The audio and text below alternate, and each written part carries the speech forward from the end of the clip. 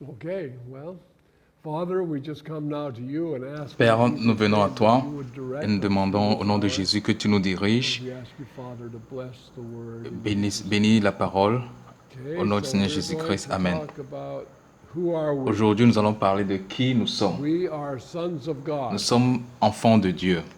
In John Dans Jean 1:12, it says, as many chapitre as 1, verset received him, 12, il dit à ceux qui l'ont reçu, il leur a donné le pouvoir de devenir enfants de Dieu.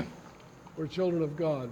Nous sommes In enfants the de Lord's Dieu. Prayer, what we Dans call la the Lord's prière Prayer. du Seigneur, ce que nous appelons la prière du Seigneur, autrement le Notre I Père, think we mislabel that. ce que I think the Lord's je- Prayer is really in the je pense qu'on a mal nommé cette prière, la prière du Seigneur. Je considère la prière du Seigneur, la prière qui est dans Jean chapitre 17. Jean chapitre 17, là où le Seigneur a prié pour nous et pour les disciples. He said, Our Father. Mais la prière qu'il a So in enseignée Matthew à 6, ses 9, disciples, where he's teaching his disciples to pray, là c'est dans he Matthieu said, when you 6, pray, verset say, 9, lorsqu'il Our enseignait à Father. ses disciples comment prier, il a dit, quand vous allez prier, dites « Notre Père ». C'est très important parce que nous avons une relation avec Dieu. Et dans Jean chapitre 20, verset 17, lorsqu'il est ressuscité des morts, il a dit à Marie, va dire aux disciples que je m'en vais vers mon Père, votre Père, mon Dieu, vers votre Dieu.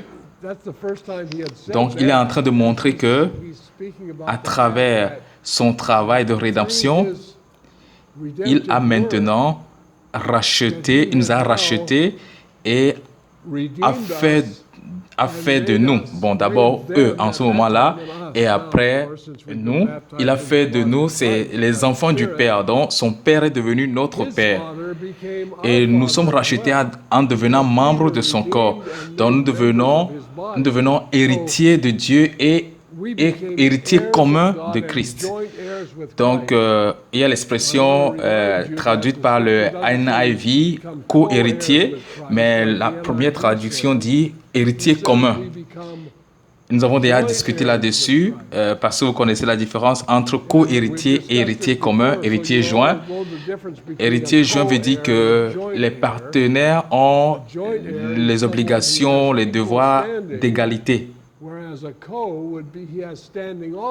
Donc, si on prend l'exemple de l'avion, dans l'avion, vous avez le pilote et le copilote. Mais le copilote n'a pas les mêmes droits, les mêmes forces, les mêmes pouvoirs que le pilote. Donc, ce n'est pas équivalent, leur pouvoir, leur autorité. Mais si vous avez un compte bancaire et le compte bancaire est joint, deux signataires ou le compte bancaire est commun, là, les deux ont la même autorité sur le compte.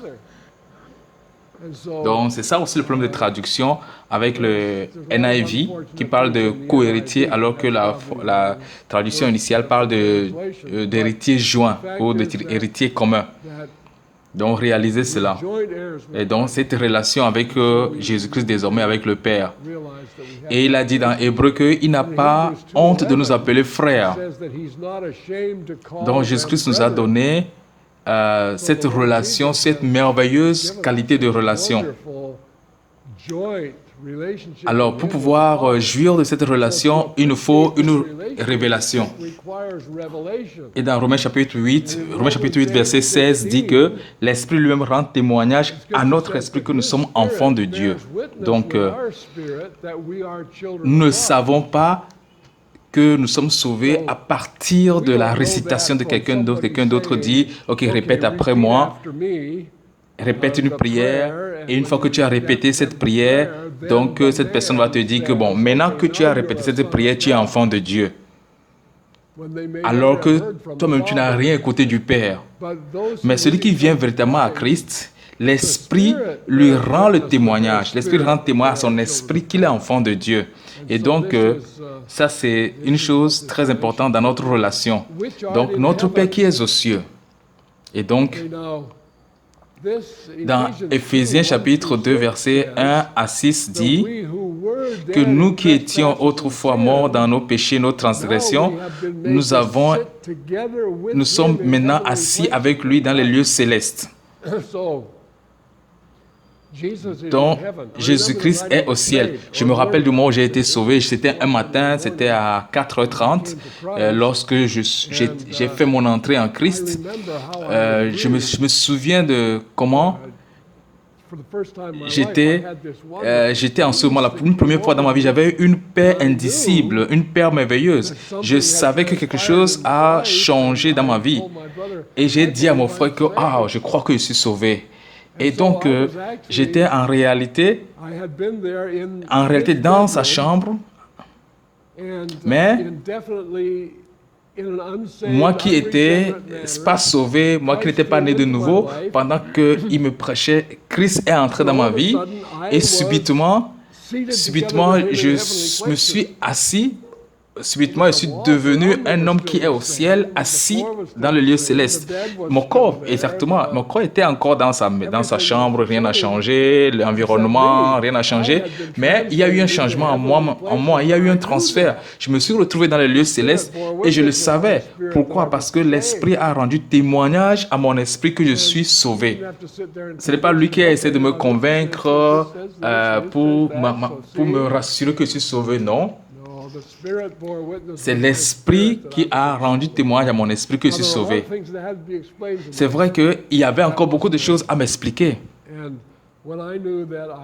Mais je savais déjà que j'étais en Christ et que j'étais assis dans les lieux célestes. Vous qui étiez morts dans vos offenses et dans vos péchés, là on voit cette image. Si vous avez participé au séminaire passé, ça aurait été plus clair pour vous. Vous serez habitué à cette image plutôt. Et on voit cet homme-là. Donc cet homme-là est Adam, représente Adam. Et Adam qui a été créé avec l'image de Dieu. Nous l'avons peint en jaune comme de l'or. Et après, Adam a chuté. C'est Adam qui a chuté que nous voyons sur l'image-là. Alors nous marchions autrefois selon le train de ce monde. Et c'est ce que nous étions autrefois. Je ne sais pas comment que les saints comprennent cette parole. Est-ce que ça veut dire qu'on était des brigands, on agressait, on volait dans les banques? Non, c'est pas ce que la Bible dit. Ça veut dire que nous étions des hommes naturels et nous pensions comme le monde pense. Nous avions les mêmes aspirations que le monde. Nous avions les mêmes buts que le monde. Nous avions les mêmes moyens, nous utilisions les mêmes moyens pour atteindre nos buts comme le monde. Donc nous marchions selon le train de ce monde. C'est ça ce que ça veut dire. Et nous étions par nature les enfants de la colère. Donc je vais tracer une ligne au-dessus de ce petit homme. Et si vous avez participé au séminaire passé, vous comprendrez pourquoi j'ai tracé cette ligne-là. Donc c'est parce que lorsque Adam a chuté, il est descendu. Donc il y a une image qui sera au-dessus. Donc nous avons l'homme original, Adam, qui avait une relation avec Dieu. Donc c'est lui qui est en jaune doré là-bas. Et maintenant, l'homme, après la chute, Adam vit en bas de la ligne. Et maintenant que nous sommes régénérés, maintenant, il nous a régénérés et nous a fait asseoir dans les lieux célestes. Donc, ce qui veut dire que on est maintenant encore au-dessus de la ligne. On est encore au-dessus de la ligne. On retourne au-dessus de la ligne et il y a Christ en nous. C'est Christ qui est rouge là en nous. Donc, si nous sommes en Christ, c'est là où nous sommes aujourd'hui. Nous sommes encore dans le monde, mais nous ne sommes plus du monde. Nous sommes assis dans les lieux célestes. Donc, là où nous résidons maintenant, c'est là notre cité. Alors, c'est ça le vrai monde. Là où nous nous retrouvons en Christ, c'est le vrai monde. Là où nous sommes maintenant dans ce monde, c'est un monde éphémère qui va passer. Et la convoitise de ce monde passe. Mais ceux qui sont en Christ demeurent éternellement et ils font la volonté de Dieu. C'est ça le vrai monde. Et j'aimerais que vous pensiez de cette façon, chers saints. Lorsque vous allez sortir d'ici, si vous pensez comme ça, si vous ne pensez pas encore comme ça, pensez désormais comme ça. Que vous êtes dans le monde céleste, vous êtes assis dans les lieux célestes et que c'est ça le vrai monde. Mais le monde que nous voyons est temporaire et passera, est éphémère. Beaucoup de chrétiens ne comprennent pas cela et donc cela produit deux résultats, deux problèmes. Un, c'est parce qu'il y en a qui pensent que la religion qu'ils pratiquent, c'est ça qui va les sauver. Certains pensent que, comme je suis dans une religion chrétienne, donc je suis sauvé. Ou bien, ils pensent qu'ils sont sauvés parce qu'ils croient à une doctrine. Donc, il y a beaucoup de soi-disant chrétiens qui ne sont pas nés de nouveau.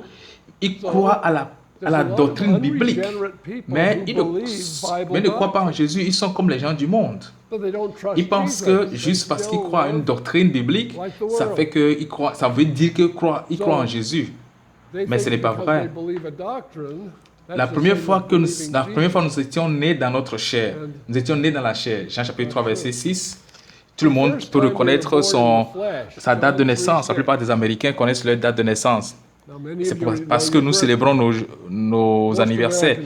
Il y a dans certaines sociétés où on n'enregistre pas les naissances, donc on ne peut pas savoir quand on est né. Mais quand on est né de nouveau, on le sait. Et nous grandissons de l'enfance à la maturité.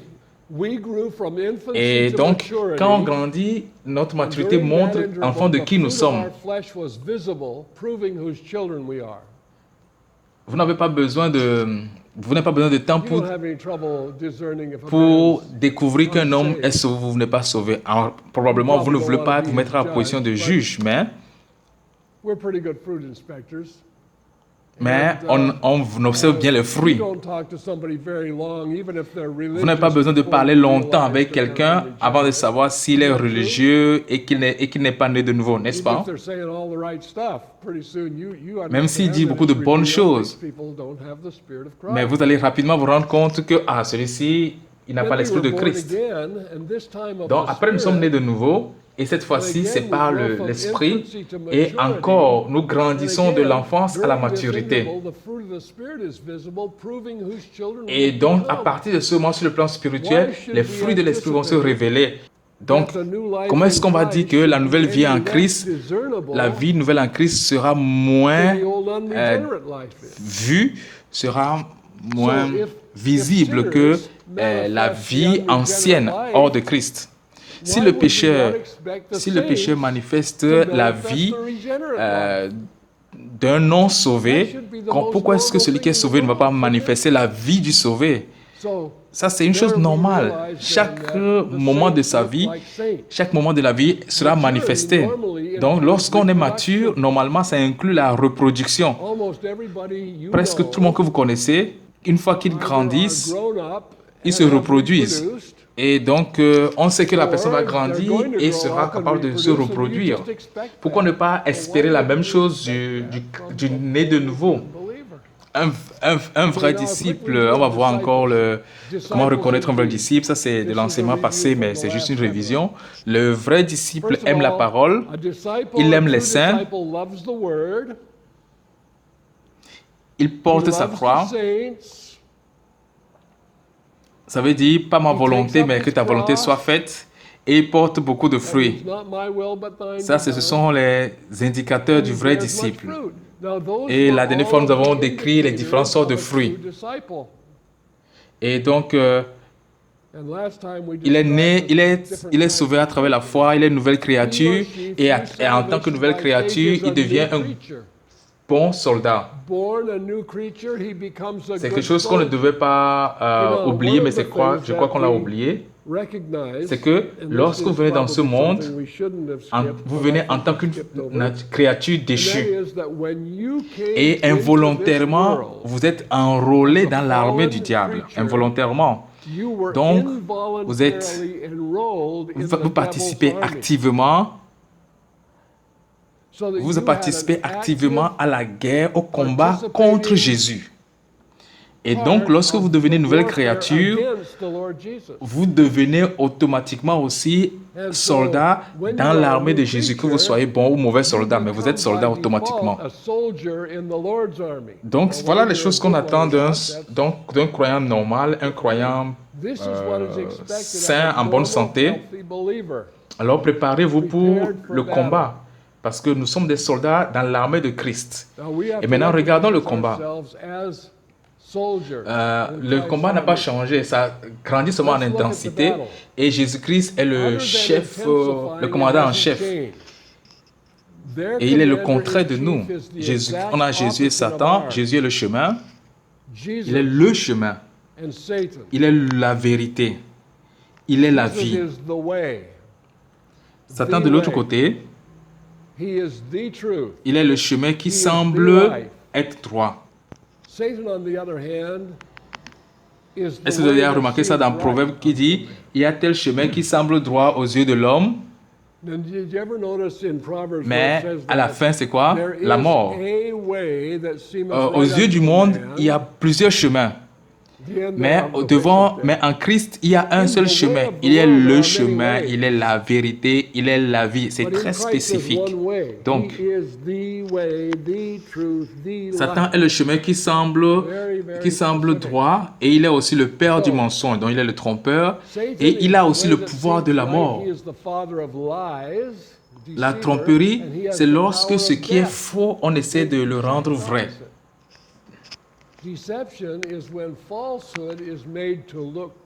Vous ne pouvez pas tromper quelqu'un en lui racontant un mensonge qui est mensonge.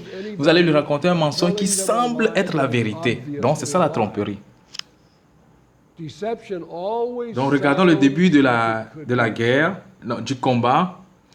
Premièrement, c'est l'arbre de la connaissance du bien et du mal. Voilà Adam. Adam n'était pas la meilleure version de vous-même, de vous. Beaucoup de gens regardent autour d'eux et ils se voient et disent « Ah, ça c'est l'humanité, ça c'est l'humanité. » Non, vous n'avez jamais vu l'humanité. Tout ce que vous avez vu jusqu'à présent, c'est une sous-espèce de l'humanité. Tout ce que vous avez vu, c'est des espèces sous-humaines déchues de ce que Dieu a créé. Donc, quelque chose que Satan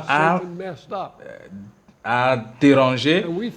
Et nous pensons que ce que nous voyons aujourd'hui, c'est ça qui est l'image de Dieu. Non. Le seul homme qui a été à l'image de Dieu, c'est Adam, avant sa chute, et Jésus-Christ. Donc, nous ne sommes pas à l'image de Dieu, ce que nous voyons aujourd'hui. L'image de Dieu véritable est Adam et nous l'avons perdu. Donc, lorsque Adam a été créé, Adam ressemblait à quoi? Il était comment? Adam était la meilleure version de nous? Non. Adam était comme Dieu. Adam ressemblait à Dieu. Adam était une version visible de Dieu. Adam était comme Dieu. Il agissait comme fils de Dieu. Il démontrait la volonté de Dieu. Il faisait confiance en Dieu. Il obéissait à Dieu. Donc, Adam devrait continuer comme image de Dieu. Mais le problème est que il y a le serpent. Et le serpent avait une idée autre. Satan... L'instruction de Satan était, vous voulez, pour devenir comme Dieu, vous allez essayer de devenir comme Dieu. Et ça, c'est ridicule. Dieu a créé l'homme à son image. Maintenant, Satan vient lui dire que, tu sais, il faut manger ça pour devenir comme Dieu. La déception, c'est que la tromperie, c'est qu'il peut devenir comme Dieu en mangeant ce que Dieu lui a défendu de manger. Il y a l'arbre de la vie et l'arbre de la connaissance du bien et du mal. Et donc, donc, après avoir mangé cela, ils deviennent religieux et ils sont dans le monde des œuvres. Alors, Adam a obéi au diable et Adam est devenu l'homme que nous voyons aujourd'hui. Donc, voilà le premier tableau de ce combat, ce que Satan a fait. ce que Satan fait, ce que Satan a présenté à l'homme. Alors Satan encourage la religion, il encourage la pensée religieuse. C'est très important, c'est un outil important dans sa boîte à outils. La religion produit et couvre l'hypocrisie. Dans l'Ancien Testament, voici ce que Dieu dit dans Ésaïe 58, verset 2. Tous les jours, ils me cherchent, ils veulent connaître mes voies, comme une nation qui aurait pratiqué la justice et n'aurait pas abandonné la loi de son Dieu. Ils me demandent des arrêts de justice, ils désirent l'approche de Dieu. Ils ont abandonné Dieu, ils ont abandonné la justice, mais ils cherchent Dieu tous les jours. Ésaïe 29, verset 13 dit, le Seigneur dit, quand ce peuple s'approche de moi, il m'honore de la bouche et des lèvres, mais son cœur est éloigné de moi et la crainte qu'il a de moi n'est qu'un précepte de tradition humaine. C'est la religion, c'est ce qui se passait en Israël. Et Jésus a parlé de ça dans Matthieu 15, versets 8 et 9.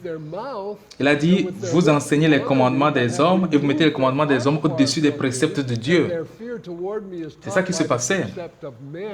Et donc, les gens suivaient ce que l'homme leur enseignait, les hommes leur enseignaient, au lieu de suivre la parole de Dieu.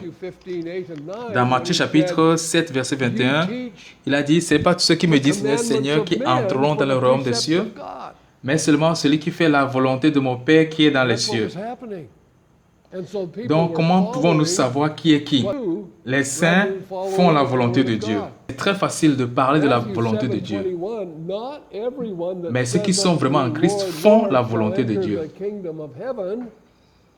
Donc, ce n'est pas tous ceux qui disent Seigneur, Seigneur, qui entreront dans le royaume des cieux, mais seulement celui qui fait la volonté de mon Père qui est dans les cieux. La religion est un outil majeur de la tromperie de Satan. Nous qui sommes ici, nous représentons une génération, nous qui sommes assis ici. L'Église de l'autre côté n'est pas limitée dans le temps. Dans la plupart des enseignements évangéliques, nous disons quelque chose qui est un peu ambigu. Par exemple, beaucoup de gens croient que l'Église a commencé dans Actes chapitre 2, le jour de la Pentecôte. L'Église a commencé là-bas. Bien, ça semble être vrai, mais ce n'est pas exactement ça. Pourquoi je le dis? Ce que nous appelons l'âge de l'Église commence dans Actes chapitre 2. Et ce qui s'est passé dans Actes chapitre 2, c'est tout le monde qui était là a été baptisé dans l'Esprit, a été baptisé par l'Esprit dans le corps de Christ. Et le corps de Christ, et l'Église plutôt, est devenue une entité physique et visible. Donc, avant ce moment-là, l'Église était un mystère caché en Dieu dès le début. Donc, l'Église n'a pas commencé dans Actes chapitre 2. L'Église est devenue visible. L'Église est devenue physique, visible, une entité visible dans Actes chapitre 2. Cependant, l'Église veut dire les gens qui sont appelés hors d'eux. Par exemple, il y a un homme qui essaie de m'expliquer que... Il m'a expliqué à quel moment Abraham a fait son entrée dans l'Église. Et il me disait qu'Abraham faisait partie d'Israël et qu'Israël n'était pas l'Église. Et je lui ai dit, oui, mais Abraham n'était pas israélite. Et comment Abraham a fait pour entrer en Israël? Abraham est mort avant Israël, avant que Israël ne vienne. Donc Abraham n'était pas en Israël, Abraham n'était pas israélite, Isaac n'était pas israélite. Donc nous avons l'Église, nous avons Israël, nous avons un autre groupe de personnes qui semblent être le plus important dans l'histoire de l'Église, alors qu'ils ne sont même pas dans l'Église. Ah, je ne pense pas.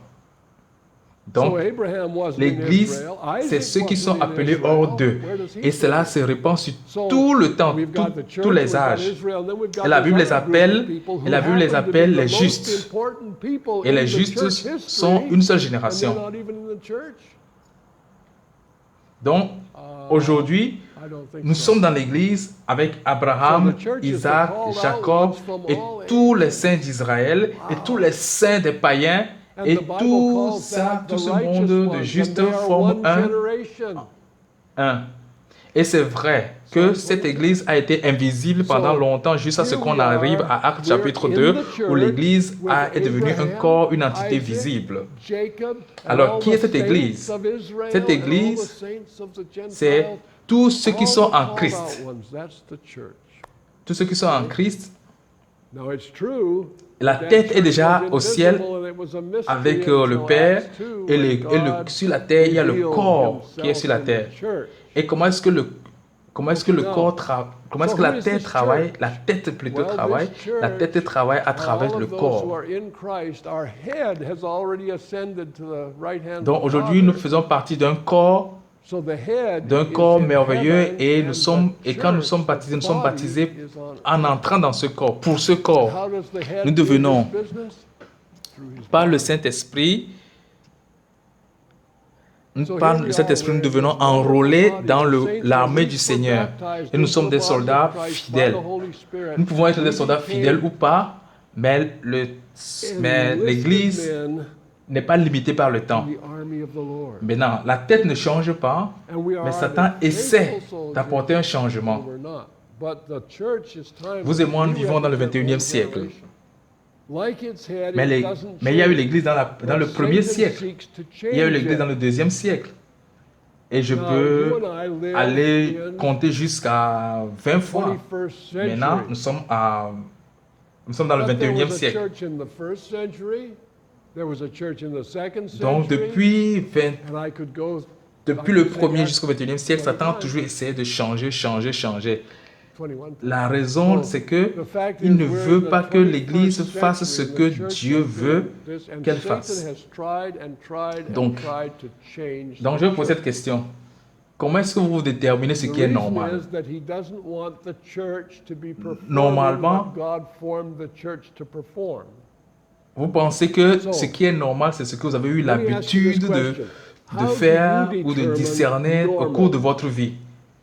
Donc nous écoutons les choses comme c'est comme ça que ça a toujours été. Nous, on a toujours fait comme ça.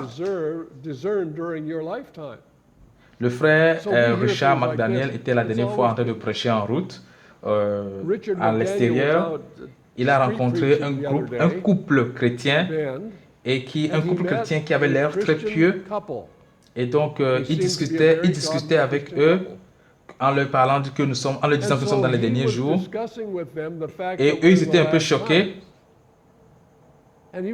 parce que le gars dit que, tu sais, on dit ça tout le temps. Hein. Ils ont toujours dit ça. Ça fait déjà depuis qu'on dit toujours ça. Vous avez déjà entendu ça? Ça veut dire qu'il a une pensée étroite. Ça veut dire que ce que nous trouvons normal pour nous, c'est ce qui est normal à un certain moment, selon notre point. Mais ce n'est pas parce que nous trouvons quelque chose de normal que c'est normal. On doit avoir un standard. Ce qui est prédominant dans votre génération n'est pas forcément normal. Ça peut être pratiqué par bon nombre de gens, mais ce n'est pas normal. Il y a une différence. Comment vous faites pour reconnaître une dérive que vous êtes en train de quitter la bonne direction, la bonne route? C'est en regardant avec un angle standard. Satan travaille pour pouvoir obscurcir ce standard et pour pouvoir apporter un changement dans l'Église. Dans 2 Timothée, chapitre 4, versets 3 à 4, dit qu'ils ont une forme, une apparence de piété, mais ils renient ce qui en fait la force. Et le chapitre 3, versets 1 à 5 dit qu'à un certain moment, les hommes ne vont plus avoir écouté la saine doctrine. Et les gens croient que ça veut dire qu'un jour l'Église va disparaître et les gens ne vont plus écouter l'Évangile. Non, mais c'est que parmi les saints, il va arriver un moment où les gens ne vont plus vouloir écouter la bonne parole, la saine doctrine. Dans 2 Timothée 4, verset 3. Ça veut dire qu'il y aura plusieurs sortes de doctrines, mais il n'y aura pas la saine doctrine. Qu'est-ce que ça nous dit? Ça veut dire que Satan travaille les saints. Et son travail, c'est d'empêcher les saints d'écouter, d'embrasser, de marcher dans la saine doctrine. Alors, comment est-ce qu'il va faire? Il va leur donner une autre doctrine pour les empêcher de marcher dans la saine doctrine. Il leur donne une autre doctrine, une doctrine qui sera plaisante à leurs oreilles. Des choses qui vont les divertir. Regardez aujourd'hui les églises.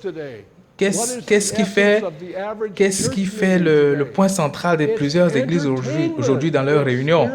Ce sont les divertissements, le spectacle, les spectacles spirituels. C'est là où les gens vont dimanche. Ils vont au spectacle dimanche. Samedi nuit, ils vont aller dans leur concert de rock pour le spectacle de divertissement. Et les saints sont divertis et ne sont pas édifiés. Donc, ils ne vont pas écouter la saine doctrine. Aux États-Unis, là où la parole est prêchée, personne ne va là-bas. Là où il y a un groupe musical, une équipe de louanges qui loue à fond et à comble, c'est là où il y a beaucoup de gens. Ils ne comprennent pas que tous ces bruits-là sont plutôt des ingérences à leur adoration. Donc, on a ceci, et c'est dans cet âge que nous vivons. Nous, on vit dans cette époque, les saints. Mais ça montre que notre standard, notre angle de perspective n'est pas le bon. Ça fait 63 ans que je suis sauvé, je crois. Ce qui est sûr, c'est que je suis sauvé ça fait déjà longtemps, plus que certains d'entre vous ici. Si les gens avec qui je m'entretenais, l'assemblée, les gens avec qui je faisais culte il y a 63 ans de cela, s'ils ressuscitent et viennent aujourd'hui vivre notre époque, c'est-à-dire ceux qui sont déjà morts là, il y a 63 ans, s'ils voient le monde d'aujourd'hui, l'église d'aujourd'hui, ils ne vont pas reconnaître l'église d'aujourd'hui comme l'église. Ils vont dire, mais qu'est-ce que c'est que ça? Et parmi vous, ceux qui sont encore plus jeunes, ceux qui sont un peu plus jeunes que moi, il y a certains qui peuvent observer comment l'église a changé. Même dans votre petit court temps, vous pouvez voir comment les choses changent, l'église change. Je crois que ce que je dis est vrai. L'église a changé. Attendez, qu'est-ce que je dis? L'église n'a pas changé.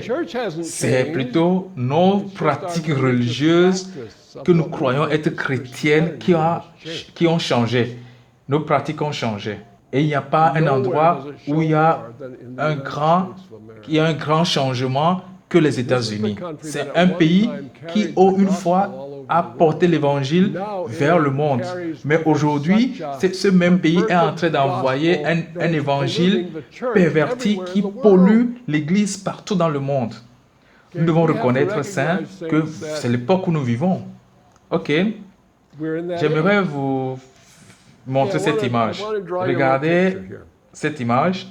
Pensez que vous êtes dans un bateau de croisière luxueux et vous êtes en croisière. Vous êtes en croisière dans les îles Hawaï.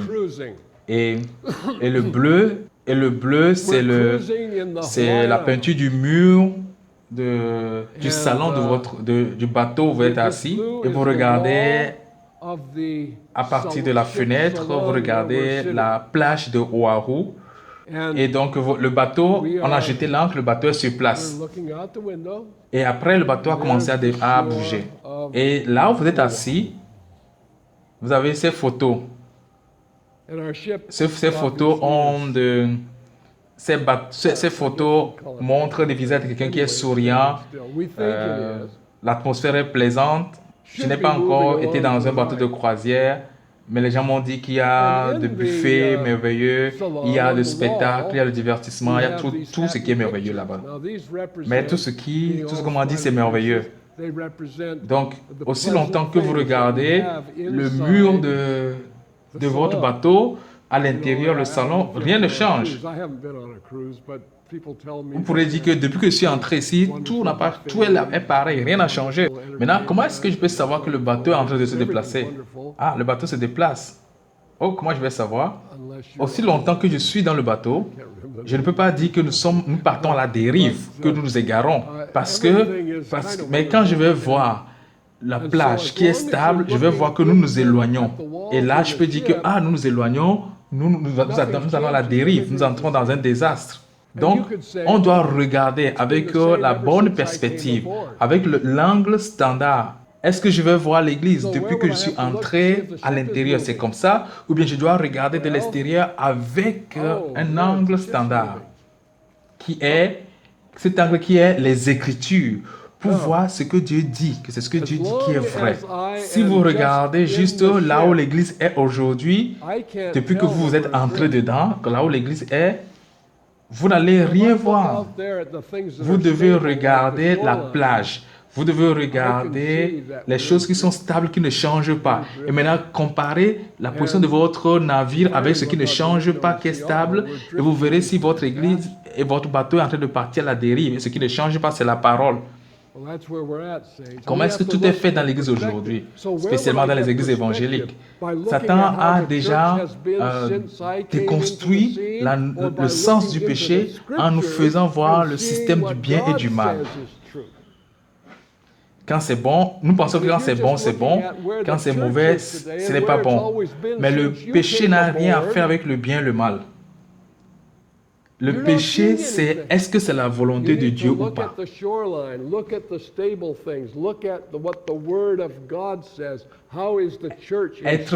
Devenu comme Dieu en faisant le bien au lieu du mal.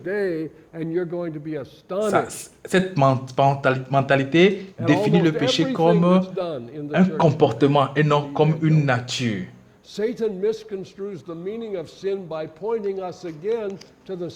Et on enseigne aux gens qu'ils sont perdus à cause de ce qu'ils font ou à cause de ce qu'ils ont fait, au lieu de leur dire qu'ils sont perdus à cause de ce qu'ils sont.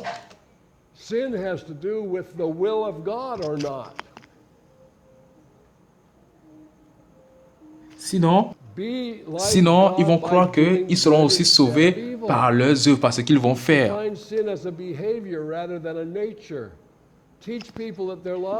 Et ils vont essayer de faire de leur mieux. Et alors, à partir de ce moment, on veut devenir meilleur, on veut faire des choses mieux, mais ça ne marche pas ainsi. On doit voir Jésus. On doit voir Jésus, la parole, Jésus dans sa parole. On doit avoir la relation avec Jésus-Christ. Et si nous regardons Jésus-Christ exactement, comme dans 2 Corinthiens 3, 18, si nous le regardons, nous serons faits comme lui. Nous le verrons tel qu'il est. Alors, oubliez le bien, le mal, et dépendez de Christ. Ou quand ils sont religieux, ils pensent qu'ils en ont fait assez. Je prie.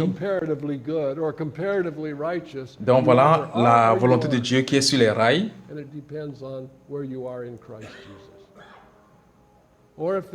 Et vous ou moi, voulant stopper le train, faisant la politique, sauvons les États-Unis, arrêtons la volonté de Dieu. Les États-Unis, on ne peut pas les sauver. Les États-Unis ont dépassé la ligne. On doit reconnaître qu'il y a un temps pour Dieu. Et Dieu va amener toutes choses à la fin. Et cet homme veut arrêter la progression de la prophétie. Il veut arrêter ce qui se passe dans le monde. Et donc, quelqu'un est en train de l'enlever du chemin parce que le train va passer. Ça veut dire quoi? Nos œuvres ne peuvent pas changer le cours de l'histoire. Ça ne peut pas changer le jugement qui va venir sur le monde. Notre devoir, ce n'est pas ça. Notre devoir, c'est de sauver les gens pour qui Christ est mort. Satan veut nous préoccuper avec les bonnes œuvres qui n'ont pas préoccupés avec les bonnes œuvres qui sont sans importance pour l'éternité. La religion et la moralité, la morale sont des substituts rusés de la justice. Reconnaissez cela, mes chers saints. C'est très rusé. Les Écritures disent que Paul était préoccupé par le fait que Satan veut qu'on marche selon la philosophie de ce monde. Satan est rusé. Le travail de Satan, ce n'est pas être que nous soyons possédés par les démons ou toutes ces choses-là. C'est vrai qu'il utilise la possession démoniaque, mais Satan travaille sur l'Église entière pour nous séduire, pour nous endormir, pour nous anesthésier et nous éloigner de la parole de Dieu et pour que l'Église ne fasse pas le travail que Dieu lui a demandé de faire dans le monde. Nous allons nous dire, alors donc, qu'est-ce qu'il faut faire? Qu'est-ce qu'il faut faire? Que devons-nous faire? Oubliez ce qu'il faut faire. Pensez à ce qu'il faut être. Nous avons parlé de ça la dernière fois. Qu'est-ce que je dois être? Vous allez recevoir la puissance, le Saint-Esprit survenant sur vous et vous serez mes témoins en Jérusalem et dans la Judée, dans la Samarie et dans le monde entier et les extrémités de la terre. C'est ce que les Écritures disent. Donc nous avons le pouvoir pour être. Vous serez pour être, pas pour faire. Et quand nous sommes, il fait. C'est Dieu qui produit en vous le vouloir et le faire selon son bon plaisir. Je ne sais pas comment je peux dire ça d'une manière encore plus claire que ça, mais je pense que vous et moi, nous avons la tendance d'être préoccupés avec faire quelque chose pour Dieu. Et on ne se rend pas disponible pour que Dieu fasse quelque chose à travers nous. Donc Dieu veut produire en vous le vouloir et le faire selon son bon plaisir. Le travail de Satan, c'est de vous rendre occupé à faire quelque chose pour Dieu. Et ça vous empêche d'être en bonne communion avec Dieu. Il vous empêche d'être le vase que Jésus va utiliser pour faire son travail. Et ça, c'est la ruse, le combat rusé que Satan est en train d'engager contre l'Église. D'accord? Est-ce qu'il y a un commentaire que vous voulez faire?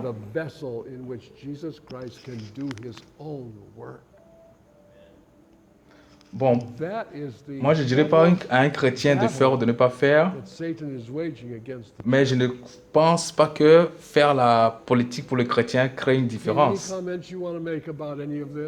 Je ne dirais pas à un chrétien de faire ou de ne pas faire, mais je ne pense pas que c'est à nous les chrétiens d'œuvrer pour que les États-Unis restent sur la bonne voie.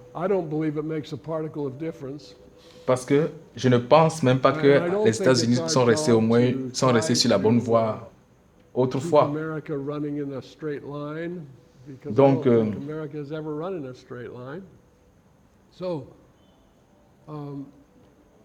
non, je pense que c'est une erreur tragique pour un croyant de le croire ainsi. Je connais quelques croyants qui ont cherché des postes politiques et ça a été vraiment la fin de leur marche chrétienne.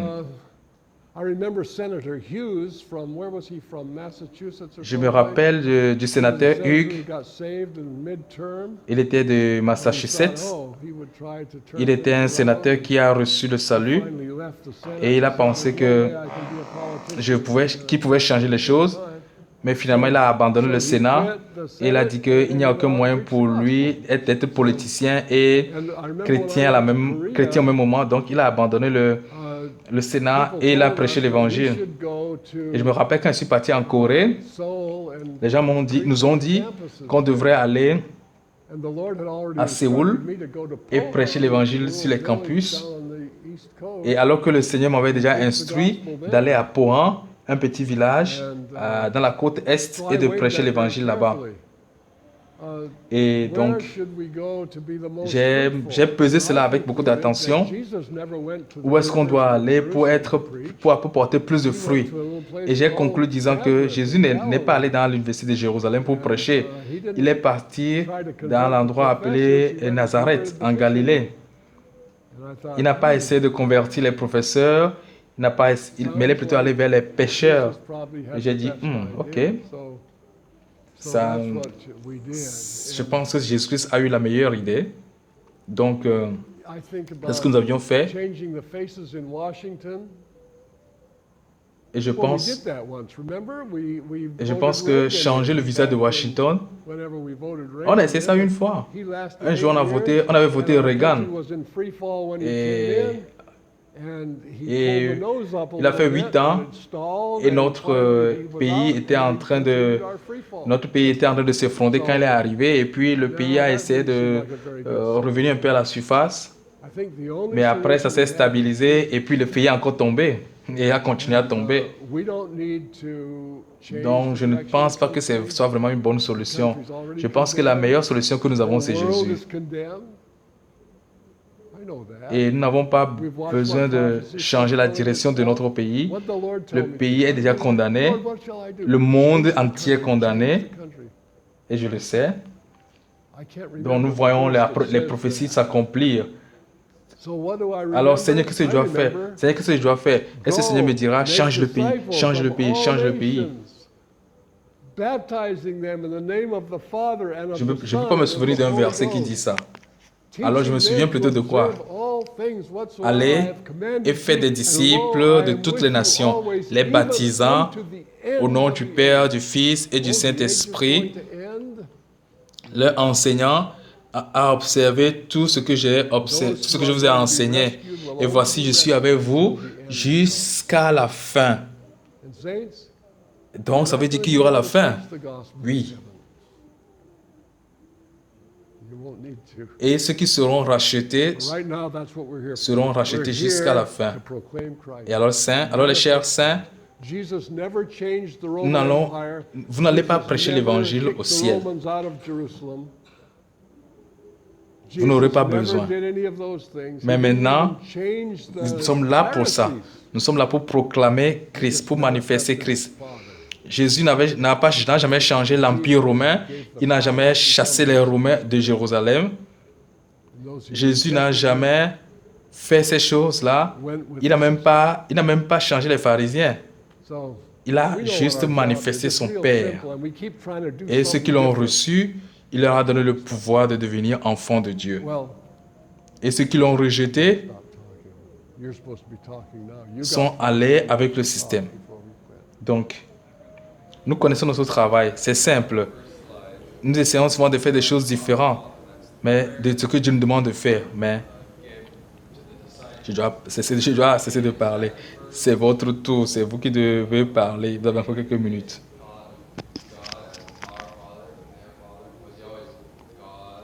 Il y a un frère qui pose la question sur la prière que Jésus a enseignée à ses disciples. Le son est bas, je ne comprends pas bien. Yeah, I think that until Je crois que Jesus came, avant there was no way for them l'arrivée to de relate Jésus, to God il n'y avait pas un moyen pour eux d'appeler Dieu leur Père. only through C'est seulement à travers Jésus. So we Donc have nous avons a une perspective totalement différente the unregenerate people do. de ceux qui ne sont pas nés de nouveau. Je pense que la première chose que l'Écriture nous enseigne, c'est de se repentir. C'est Anything else? la première chose. Et la repentance fait partie de chaque action. Certains parmi vous connaissent Tori. Tori a enseigné quelque chose la dernière fois lors de l'Assemblée. Il a mis 2 mots au tableau. Il a mis repentance et croire, repentir et croire. Alors, il a posé la question de savoir, entre les 2 mots, lequel est un mot idée et lequel est un mot actif. Un mot qui pousse à l'action, un mot qui est dans l'idée, dans le mental. Alors, quelle est votre réponse à cette question? Bien, ce que la plupart des gens ont dit, c'est que se repentir, c'est une action, et croire, c'est une attitude mentale. Et Tori a dit, non, ce n'est pas vrai, c'est le contraire. Se repentir, c'est une attitude de la pensée, une attitude mentale, puisque repentir veut dire changer de mentalité. Et croire, c'est un mot actif, parce que dans croire, il y a obéir. How would you have En réalité, il y a des fois dans l'Écriture où, il y a des fois dans les Écritures, Okay. le mot obéir Well, what est most souvent of the tiré people de said was croire dans, that dans quelques passages repent is an du action Nouveau word Testament. and believe Donc croire, is a c'est mental une action, state. c'est un mot qui demande une action et se repentir, la repentance, Corey c'est une said, attitude mentale. That's not true, Donc you se know. repentir veut dire changer de It's the mentalité other way et, around. et croire veut dire faire une action. Is an Réagir act of the à un mind. commandement, réagir à un In ordre. fact, that's what Par repent exemple, means. je It suis en train de means conduire change sur your l'autoroute mind. et And believe is an ma action femme word dit, because believe incorporates obey. hey, il y a le feu rouge là-bas, on doit In fact, s'arrêter. Et je There dis, are oui, je a crois. couple of times in the scriptures Et je where continue, the word mon pied, obey je continue à appuyer sur l'accélérateur. comes Et elle from the dit, same word as believe in all the other places in the New Testament. et elle dit, il y a le feu rouge là. J'ai dit, oui, je crois. Believe is an action word. Repent Ok, is si a je change crois of the véritablement, mental attitude. je vais enlever mon pied sur l'accélérateur et je vais commencer à appuyer sur le frein. Donc, si je n'appuie pas sur le frein, elle va conclure que je ne crois pas ce qu'elle dit. C'est la même chose. Si vous croyez en Jésus, vous allez lui obéir. Vous allez obéir à Jésus. Si vous n'obéissez pas à Jésus, c'est parce que vous ne croyez pas en lui. Donc, nous reconnaissons que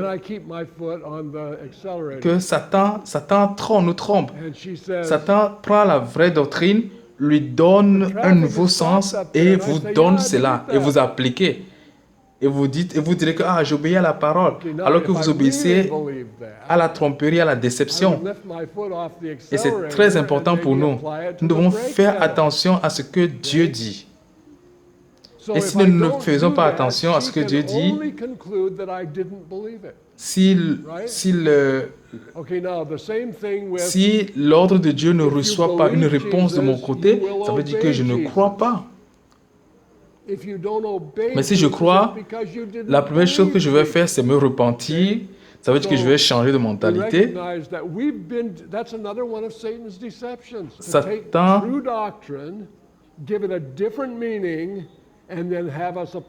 nous devons clarifier notre vie pour que on découvre que notre vie, c'est une vie réelle que nous vivons et non juste le bavardage. Et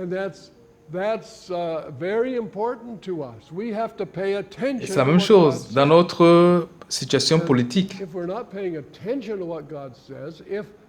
Pourquoi est-ce que le mauvais côté gagne toujours les élections? Parce que ils agissent.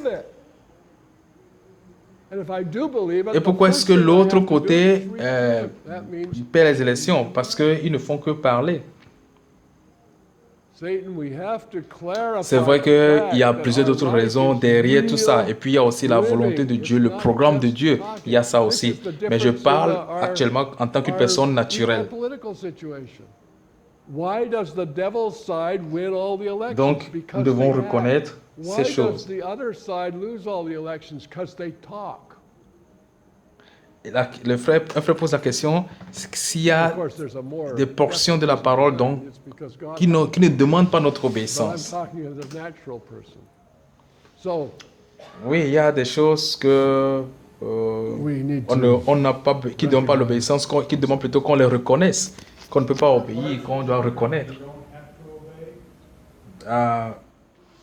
Par exemple, il y a le verset qui dit « Soyez calme, soyez tranquille ». Ah oui, ça aussi on doit obéir. Quand on dit « Soyez tranquille », on doit obéir. Ne craignez pas, on doit obéir. Mais je ne sais pas vraiment, mais je crois qu'il y a certaines choses qui ne demandent pas de l'obéissance, mais qui demandent qu'on reconnaisse. Je ne sais pas, si tu as un exemple clair, tu me dis.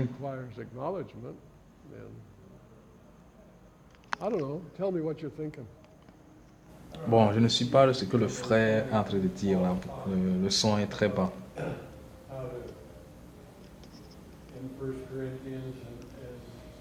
Oui, c'est que nous avons développé des systèmes qui dépassent les Écritures, qui contrôlent les Écritures. Ça, c'est un des problèmes des saints. On essaie de on essaie de tirer les Écritures pour les faire cadrer à ce que nous on a bâti. C'est comme si vos toilettes sont carrées et votre chambre est circulaire. Et vous voulez que les meubles, les toilettes, tout ça cadre avec votre maison, votre chambre, non. Alors que votre chambre est circulaire, vous ne pouvez pas. C'est ce qui se passe parce que dans le catholicisme a légué un système. Et il s'appelait chrétien, il s'appelait chrétien, et puis la Réformation est arrivée. Et la Réformation a de bons côtés, mais c'était venu pour réformer quelque chose qui était déjà là, qu'on devait réparer. Donc la Réformation est venue changer l'Église catholique et a introduit la doctrine du salut par la foi. Mais la Réformation n'a pas changé les autres traditions, n'a pas changé le reste des traditions. Et ces traditions nous sont parvenues à travers le catholicisme, à travers la Réformation, par le catholicisme. Et maintenant, ça veut dire que nous essayons de rendre les traditions catholiques, l'Église catholique, conforme à la Bible, ressembler à la Bible. Donc, on ne peut pas arranger ça comme ça. Ça ne peut pas réussir. Tout notre système est basé sur le catholicisme. Alors qu'on doit se baser sur la vérité biblique. Donc, on passe des moments vraiment difficiles. Donc, j'ai déjà pris 5 minutes de votre temps de repas. Il faut qu'on se sépare pour que vous puissiez prendre le repas et digérer proprement. Donc, nous allons prier. Père, nous te disons merci pour tes bontés.